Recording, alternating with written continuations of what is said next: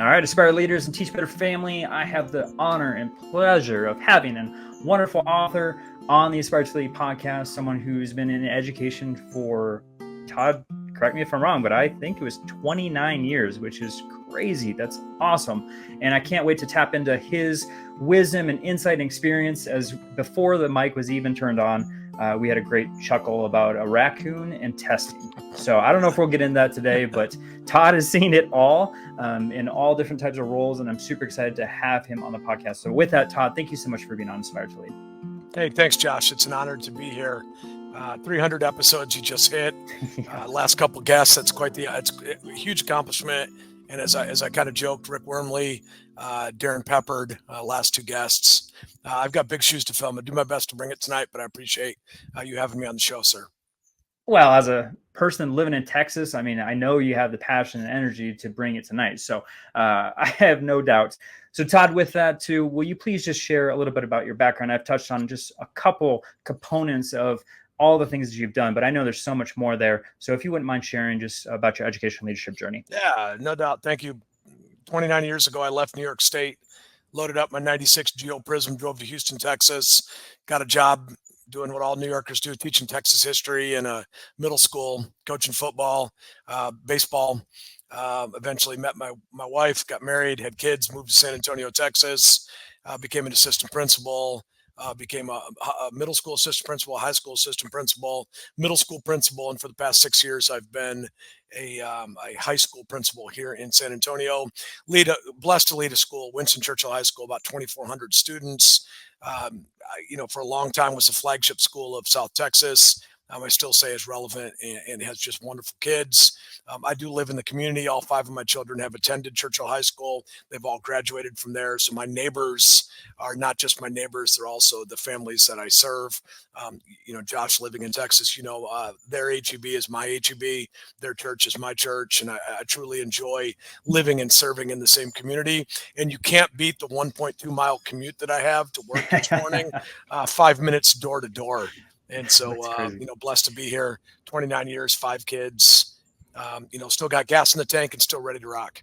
Oh my gosh. Yeah. And so congratulations on your newly released book. I know it's been out not very long, The Blueprint, and I can't wait to dive into that wonderful resource. But before we do that, I was talking this morning with a group of administrators through the admin mastermind that we do with Teach Better. And they were talking kind of about the things that they are still on the back end of with COVID, right? That was kind of an insane time. And what was interesting was that although it was an insane environment to lead in, a lot of the practices that are still in place were actually based in such a short period of time just because we had to try new things. And it was, like I said, it was a constant change every day. And some of those practices were like, why didn't we do this before COVID? And they started to implement things. And of course, there's now new practices. For you leading a large campus, I mean, you just talked about a middle school, a high school. I know the area that you're in. How did that look like after COVID? Basically, it's kind of like BC. When you look at time, you have before COVID, you have after COVID, and the principalship has totally evolved. I think back to what the principalship was like in 2019, 2020. I think back to what the principalship was like during COVID, and I think what the principalship is now. And I look at it in 3 parts. Prior to COVID, totally different story. During COVID, the old adage of building the plane as it's flying. And now post-COVID, really 4 years out of COVID, 3 years out of COVID is getting kids back into really what it was. And so one of the things that I think is my hat goes off to the people that I've served before, during, and after COVID, because like so many people have left our profession and made it, they're cashed out, and I don't blame them for that because it's been, extremely difficult. Leading during COVID, post-COVID, Josh, one thing that just really jumps to mind is teacher, being able to hire teachers and teachers leaving, I'll just say on a Tuesday, not even giving you 2 weeks notice, like teachers coming in and just saying, I'm out. And I'm like, what? Semester? No, I'm out like today. And so that's been a real challenge. And then also it's become a challenge as a principal of really finding great people to be on your campus, because like there's a shortage and we're all fighting for the same folks. And so really looking at hiring as being a 365-day a year, calling and profession for what you have, really not being afraid to reach out to people and say, I want you on my campus. And then really, I think the biggest change, and I don't know about Colorado, but here in Texas, is the number of teachers that are alternative certified. And what is that doing as we come in? How are we onboarding them? How are we keeping them? And then how are we ensuring they're giving great instruction to our kids in the classroom? And then lastly, looking at those teachers and saying, okay, if I told you 1 year after COVID, I hired 38 teachers, like that's no lie. And then I have to keep those 38 teachers. Otherwise, I'm just going to be hiring 40 and 45 teachers each year. And that's just not good for the profession. So post-COVID, really, what are we doing to support teachers and ensure they stay in the classroom without coming in with the student teaching experience? And so, just one of those things that really jumps up to me. And alternative certified teachers bring great experience. They bring a wealth of knowledge. They bring business, to make a little bit of maturity, sometimes a little bit older type candidate for what you have. But I think as a principal, how do I support them? How do I make sure they stay in the profession? How to make sure they're giving our children the best education they possibly can? So it forces the principal out of the office. Like, you can't be in an office. You got to put your pair of Adidas on and you got to be out and you got to be in classrooms and you got to be supporting teachers, because you can't just give the keys, close the door, and then see you in October. So it's really making sure that you're supporting teachers more than you've ever supported before. Todd, I would love to kind of dive a little bit deeper in that, because I think it's so true. I had CJ Reynolds on, and he was talking about looking out the window and he saw a teacher going to their car, but it was with like a microwave and a box of items. And it was like you said, it was like on a Tuesday. And obviously as the principal, you're in charge of a whole host of things, but one of them is the campus culture. And like you said, providing that support. So what does that look like on your campus? What are you trying to do to make sure that that teacher retention is there? And obviously, like you said, the support to make sure that they're feeling successful. I think at the beginning is you got to treat the folks as adults. Yeah. And, in this day and age when the longevity isn't there and the job, in the old days, our parents, they stayed at their job for 40 years. Nowadays, you look at all these studies, the folks are leaving, working 4 or 5 jobs. So I think the first thing is you got to treat any adult like a professional that they are. And so some simple things that we do on our campus: brew a giant pot of coffee every morning out. It's an old industrial size pot of coffee. Encourage people to come by so that they're able to pick up a cup of coffee, but also great conversation. Second thing, you can wear jeans any day you want at Churchill High School. It is a small thing, but it is something that treats people like professionals as they're kind of going for what you have. And then I think, honestly, the principal has to be so much more invested in knowing their teachers. Like, I have to be, as principal of a high school of 160 teachers, I have this wild desire that I can visit every teacher every day. And I can't do that. I have 9 buildings. I don't do that, but it's the drive to get out. And it's my drive to connect with people, to see them as just a human. Hey, Josh, how you doing? Like, where did you went camping this summer? How was your camping trip? How is your son doing in Little League baseball? So it's building really family and culture on a campus. And I know every principal will talk about that, but like, you have to model it from the principal. And then you have to be out and about in everything that you're doing. And so I think that is just a support. I start every email that I send Monday morning at 7:30 with what my wife and family and I did over the weekend, because I want to model to my teachers, hey, there is life outside of school. You can take care of yourself. You can go and enjoy the beautiful city of San Antonio. Then I do think you need to be, as a principal, in classrooms daily. And you have to be able to support not just your new teachers, but your best teachers. And you have to look and see, what do I need to do to cut the red tape to give this teacher every single thing that they need? I need more Chromebooks. I need more calculators. I need, more desks. Then it's my job to ensure that's done. Sure, I can delegate that to other people, but I think when the principal takes the lead on a campus of really driving to ensure his teachers are supported, teachers have everything they need. And I think last, at the end, the teachers want to know that the principal is their biggest cheerleader. Like, I am out there supporting them, and I am out there sharing with parents the great things that they're doing. I'm out there talking to parents about the great things and how lucky their kids are and their families are to be there. And so I think when you treat people with adults, you give them some good stuff, stuff. You pop some popcorn one day, you brew coffee during the day, you let them wear what they want. And then last thing, Josh, I think that is extremely, extremely important. When a teacher comes to you and says, hey, my child is in the school play and can I get coverage and I need to leave an hour early, or you know what, can I come in late? My kid's getting an award at a campus. If we talk about family, then I think we do anything that we can on a campus to ensure teachers can be with their family. Because if you got to choose, everybody's going to pick their family. And if we're going to say, no, you can't go, or no, you got to take a day off, then people are going to say, well, I'm not going to work here any longer, because we talk about taking care of other people's kids, but we don't take care of our own kids. So I think it's a respect thing. I think teachers got to know me. They got to feel comfortable coming to me. They got to feel comfortable knowing that if I bring them an issue or concern, I'm not going to judge them, but I'm going to get them what they need to be successful. And I think if you put all of that together, you've got a recipe for a place people want to be at. And at the end of the day, that's all you can ask. We're not perfect. We've got all kinds of problems. But at the end of the day, we work together. We take care of each other. And we talk about being a family. And I think the actions match the words that we have also. No, I think that's so true, Todd. I love what you're saying, because I'm thinking about different leaders that I worked under, right? I had someone that would let me go to my kids' elementary school on their birthday to surprise them for lunch. And then I also had someone who was calling me when my kid was in the hospital for a week, asking me when I was coming back every day. And it's like, well, the verbiage is we're supposed to be a family, right? That was what it was about. But when it came to actually our own families, there was a double standard there. And I think what you're saying as far as modeling and make sure that we're using the verbiage that connects to our actions, that's going to help the culture of our campus so much better. And yeah, you're right. They're adults. Like, we need to trust them to do the right thing and be the professionals that they can be and will be. So love what you're talking about. You know, Josh, one thing they talk about is like hire good people and get out of their way. Like, I don't like that. I like to hire good people and walk alongside them, because if you're a rock star teacher, like, I want to experience what you're doing that's being magical, to making kids enjoy physics or chemistry or English 4. Like, why wouldn't I want to be around those people? And as you're like, I'll hire good people and just get out of their way. I think we're missing the boat when people say that. Honestly, do. Oh, for sure. Yeah. That's essentially the mindset of, like you said, not being in our office, like getting out and about and being visible and being that support system. So if we're leaving them alone, then we're essentially leaving them on an island. How is that helpful? So, oh my goodness, Todd, I love what you're talking about. I want to still talk about support, but maybe in a different avenue with students. So in regards to student voice and soliciting that, what are some tactics that you use to make sure that you are gaining the voices of those who are in attendance? Yeah, no doubt. Like, I think if you look at a school, you look at a triangle.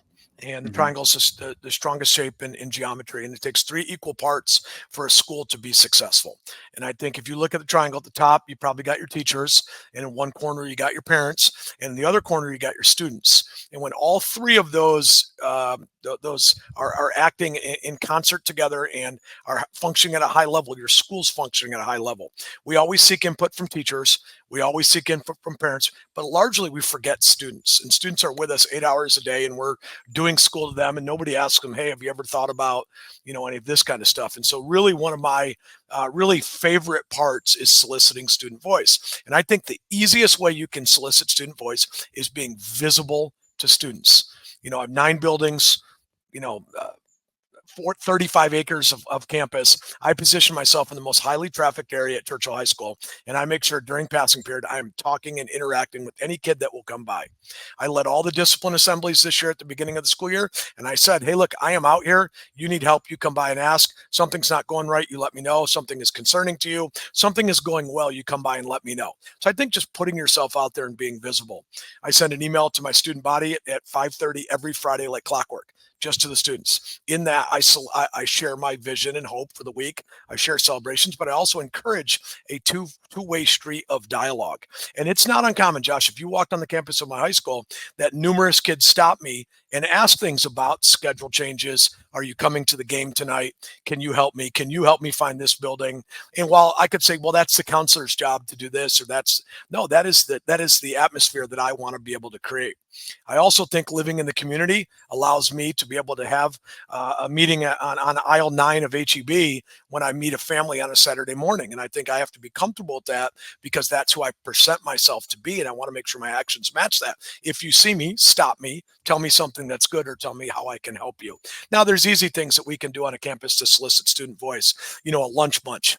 Eating lunch with kids to be able to, just solicit, how things are going. I think that is the easiest way. I make it a point to go around and talk to every athletic team and every fine arts team.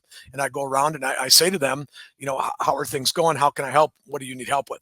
And I'll share with you one of the reasons that I do that. My first year at Churchill High School 6 years ago, I went out and I covered a class for a class that didn't have a substitute teacher.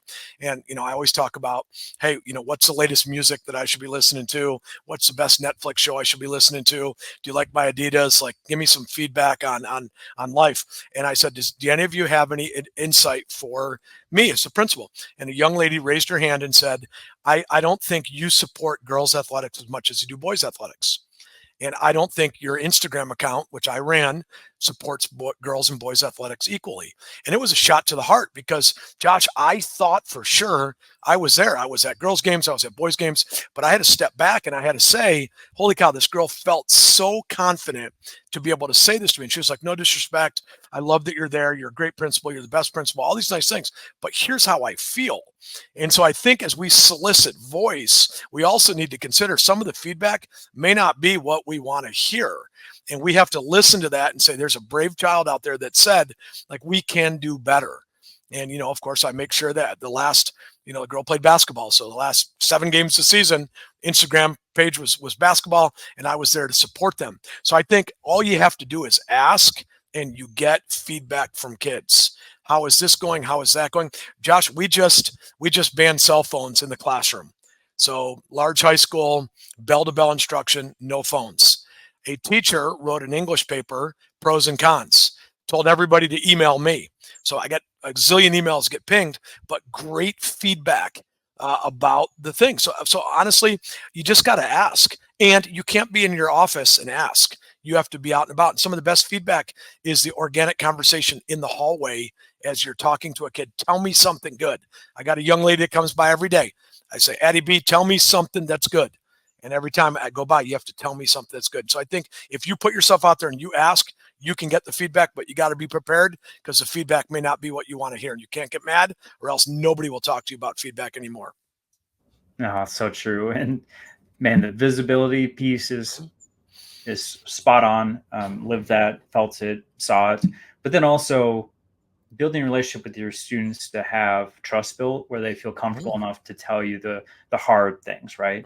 Like you said, that girl had something in her heart that she felt, but not everybody has that trust to be able to share it to an adult, an authority figure, the authority figure of that campus. So obviously you've constructed something there where they're feeling comfortable enough to be able to share those things. So that's huge. And then for HEB, for those folks who are listening around the world, that's a Texas grocery store.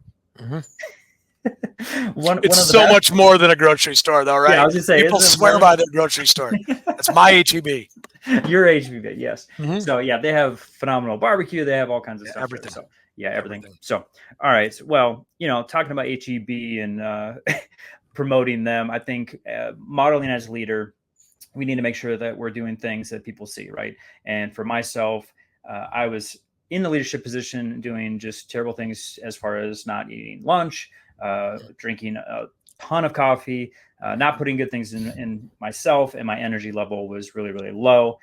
Still to this day, sometimes those bad habits creep in, but I'm trying to be better about things. And one of those things that I've, tried to be better about is making sure that I'm putting all natural ingredients into my body. And so, Todd, I've been using Magic Mind. For those who are watching on YouTube, you probably saw me slam this little guy, but if it's in the morning, if it's before exercise, running, or even a podcast episode to keep up with Todd Bloomer, I need to slam one of these energy drinks, and it sharpens my mind, it lowers my stress, and it also gives me, like I said, a lot of energy. So something I highly recommend. I've been using it for, goodness, now probably 3-4 months, and I don't go a day without having it because I can feel it. I know that I need that jolt throughout the day. If I have caffeine too late, I get jittery, I get restless legs at night, and I can't sleep. maybe it's me getting old, Todd. I don't know, but I'm starting to see these effects. And so I'm trying to be better about just the way that I take care of my body. And so obviously there's other things that we can do to make sure that we're our best selves. But I would highly recommend Magic Mind. I'm going to throw on the screen real quick the website. So magicmind.com/aspire to lead. If you go to that website and use the code aspire to lead 20, you'll get 20% off. But I like to use it for the subscriptions. So subscriptions give you, either a pack of 15 or 30. I get a pack of 30, so I can take one a day for the month, and they get delivered right to my door. Always on the exact same day at the first of the month. If I want to end the subscription, it's super easy. But then also they give a money back guarantee that it works. So I love it. You can probably hear Pudge in the background. She took her Magic Mind energy drink also, so you can hear her energy in the background. My brand new French bulldog, that is the joy of my life. And with that, Todd, I'm going to come back to you because I want to talk about something that's phenomenal and new in your life, which is the new release of your book, The Blueprint. So will you just share, love the cover, by the way. Can you just share a little bit about the book, the resource, and why folks should grab it? Yeah, thank you for the opportunity to talk about this. This has been a passion project of mine that I started. It's kind of a cool story. My brother was playing the stand-up bass guitar in New York City and moved to Texas, became a teacher, and became an assistant principal. And as he was transitioning from the classroom to assistant principal, I decided to email him with some advice, like all good big brothers do. And pretty soon that turned into a little bit longer than an email. Pretty soon that turned into, hey, I think I got an idea. And pretty soon that turned into the guts of the blueprint. And so the blueprint basically is a leadership guide to survive and thrive as a school administrator. And it takes administration prior to COVID, during COVID, and after COVID, and it provides support and structure, systems, advice, and more importantly, I think the stories and the vulnerability of being a leader and failing in the first years in leadership. And this is my 10th year as a principal, 6 at a high school, 4 in a middle school. And my first year as a principal in a middle school, I was not the leader I am today. I was not effective. I couldn't get out of my way. It was like quicksand. Like, I don't know, when I was growing up, it seemed like quicksand was going to be the death of me. And every time I went outside, and I was just falling in quicksand as an administrator. And like, I wasn't taking care of myself. I was, a poor dad, a poor principal, a poor husband, and really pulling myself up by looking in the mirror and being vulnerable and saying, okay, how do I get these structures and systems back in place so that I can be the principal that I know that I can be?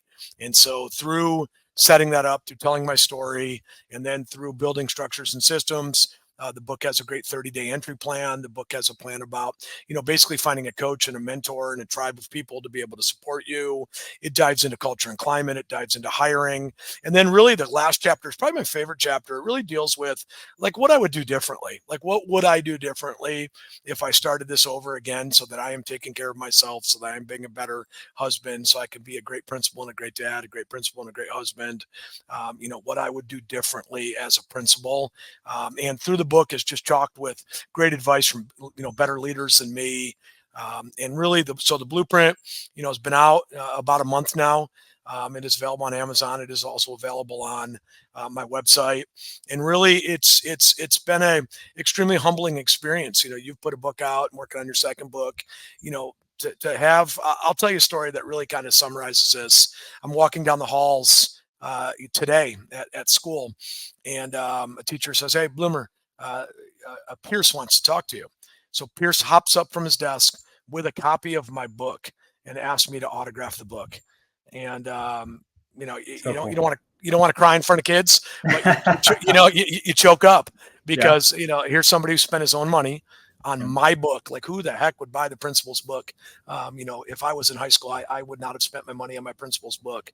And so it's just been a really humbling experience. And really, if I could toot my own horn just for a second, where the feedback I've received from leaders and people doing the job or aspiring to do the job is that it is practical, and it is from a practitioner that is still doing the job. And I think that's relevant because we have the same experiences, we have the same struggles, we have the same pressures that we're having. And it's just a different, like we said, it's different prior to COVID.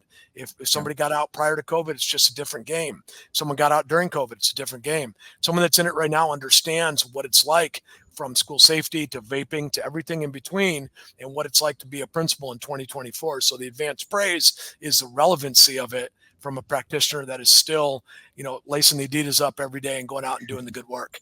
And so it's if I could say it's pretty good, and I'm pretty proud of myself, if I could say that, because as we talked a little bit about, process of it, this is something that I got rejected numerous times trying to submit this, to be published. And the revisions from point A to right now, it's a totally different book. And so, meeting Darren Peppard, I was about 3 weeks away from self-publishing it on Amazon, because I'd worked on it so hard and I felt it needed to get out there. And I always had the dream of having it published by a publisher. And meeting Darren, I set a February 5th date of February 5th of 2023. I'm going to push publish. I had my daughter and I worked on it. Amazon self-published was really generally easy. Yeah. And Darren came in on the 23rd of January and just said, I want to publish it. And so, like, really never giving up and really, sticking with it. Winston Churchill High School is our alma mater. And we have a saying at Winston Churchill High School is never, never, never give up. That was one of Churchill's sayings. And like, this is me living that advice, because I had a dream and there was nobody that was going to stop me from reaching this dream. And I never, never gave up. And now I have a copy in my hands that nobody can take away from me. No. And it's one of those things that's just truly humbling. And I also have to pinch myself, because that's my story that's out there. And somebody, the other day, Josh, there was a guy in Kansas who bought my book on my website, and I don't know him. And he just went and saw it and said, I'm going to buy this book. And so that's the humbling spot. Like, my friends have bought the book, my family's bought the book, but someone that doesn't know me to buy the book, that's kind of special. Yeah, for sure. No, I definitely realize that. It's, people don't understand, like, the grind that comes from the book process, but then also, submit it to a publisher. I mean, the editing process, the book cover. I mean, there's so many different components to it. And Darren, I can't say enough about that guy. And my listeners know how I feel about Darren, as I just recorded with him last month. He's a great dude and a phenomenal leader. So so glad that he published such a wonderful resource, and something that is needed. I mean, there's so many leaders, especially right now, as people are transitioning, like you said, out of the profession. A lot of people are moving up quickly, and they don't have training on the crazy stuff that we see on a daily basis. So, your book obviously is a guide for them in that new position. So, Todd, you had talked about some, practices that you learned based on the first year of failures. And I always like closing our conversation with an actionable item. So I don't know if you want to tie it to your book or not, but I always ask every guest, for our aspiring and current leaders, if there's something they can do tomorrow or next week to enhance their leadership journey, what would you recommend?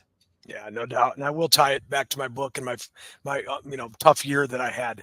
And I realized if I was going to get back to the leader that I knew I could be, people had to get to know me and I had to get to know them, and they had to understand where my core was. So I had to get real clear on my clarity, my vision, my mission, but also they needed to get clear on who I was, like, who am I as a person? So I would say to any leader that's out there, if you're a building principal or an assistant principal, I stole this from Jimmy Casas and I've been using it for years, is you schedule 15-minute meetings with people to get to know you. And I like to do that not only with new teachers, but veteran teachers. And I like to do it twice a year. And I submit to them 3 or 4 questions that they can pick from.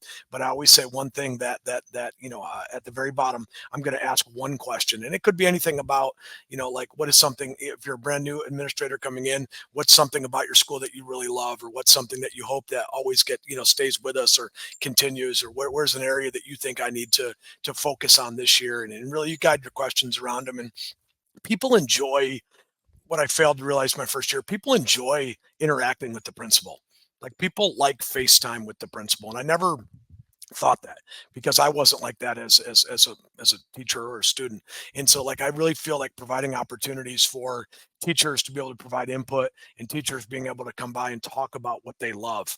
And then also from that, building off of that, tell me a little bit about yourself. Where are you from? Where'd you go to high school? How many children do you have? What are they involved in? And then really remembering that, and then being able to ask about that. So really, I would say, as you take away from this, and this is something I did in year 2 of my principalship, was really taking time. I call it in the book, I call them doorway conversation or hallway conversations. But you can also bring them back to your office and say, can you tell me a little bit about this? Tell me about you. What do you love about the campus? What's a tradition that you have? Why do you come to work each day?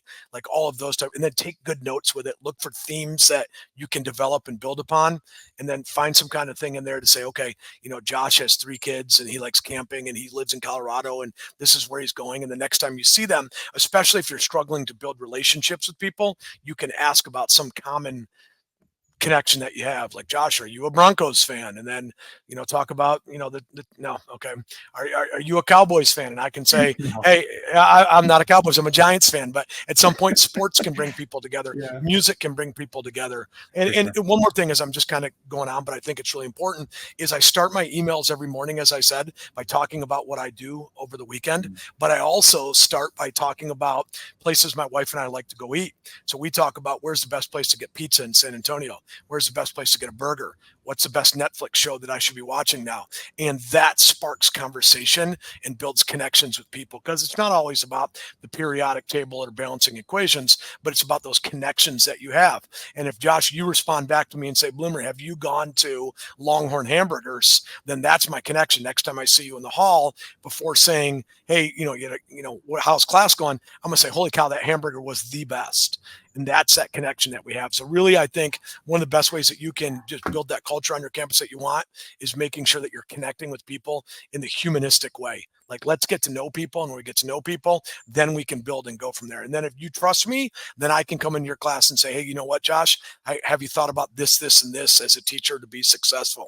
And you're like, all right, Bloomer's a pretty good guy. We like burgers. We listen to the same kind of music. Like, that's the feng shui of what we're doing on our campus to try to get us where we want to get to know me. I get to know you, conversations, and then we build upon everything else.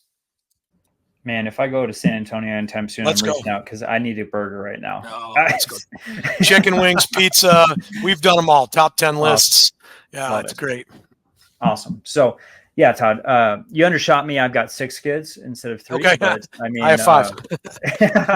So we're Football administrators both on both on the campus and at home. So I love it, man. You are sharing so much amazing stuff, and I hope folks are taking notes. How can folks connect with you? I know, I'm going to have in the show notes, links. I'm going to have your book for people to make sure that they grab that resource. But, if they have any questions or maybe they want support in other ways from you, how can they connect with you? Yeah, I'd love to connect. I mean, honestly, we all stole something from someone else. And so honestly, if I can share anything with you guys, that would be my way of paying back the people that helped me get to where I am today. So I think LinkedIn is a great resource. I'm Todd Bloomer at LinkedIn, X or Twitter, Bloomer_SA, Gmail, bloomertodd98@gmail.com. And then toddmbloomer.com is my website. Any of those are great resources to be able to get out. Nothing would make me any more pleased than if someone picked up the book, read the book, wanted to have a discussion, clarifying points. If anybody just wanted to reach out and didn't buy the book, but said, hey, I'm struggling with this. We're all in the same gang. We're all on the same team. We're all working together. We're doing what's right by kids. And that means we have to come together instead of like hoarding our ideas and not sharing. Like, now is the time where we have to say, hey, here's my idea. Can you build upon this? And can you make that better? Or, you know what? I don't know anybody that's doing that right now, but I can connect you with someone that might know. And so I think the 6 degrees of Kevin Bacon is now down to like 1 degree of Kevin Bacon, because we can connect with everybody. And I'd be honored if I could connect with, anybody and serve as any kind of resource for them. And sometimes you need someone out of your district to be able to talk with, because what you may be complaining about might be something you just need to flush out from someone who is outside of your district and is objective and doesn't know the personalities of it and can give you some really good advice. And so that's why it's so important to have a coach, or just someone you could pick up the phone, call, email, reach out to. I'd be honored if I could be that to anybody that's listening to your show. Awesome. And yeah, stealing is 100% permissible. I mean, It's that's why legal. I created this podcast, Steal Away. So Todd's got a ton of insights, experience, wisdom. Like I said before, please tap into him. And man, Todd, I am so glad that I got to connect with you. Thank you so much for, not only, being on the show, but also providing such a powerful resource for so many people to connect with. And then just all that you do, on your campus, in your community, and with your students and with your families. Thank you, Josh. And I'd be honored one day to show you around Churchill High School and grab your burger down at Longhorn, because that's a legit burger just up the road from us. All right, 100%. Life goals. We're going to make it happen. Let's go. I appreciate you, Josh. I really do.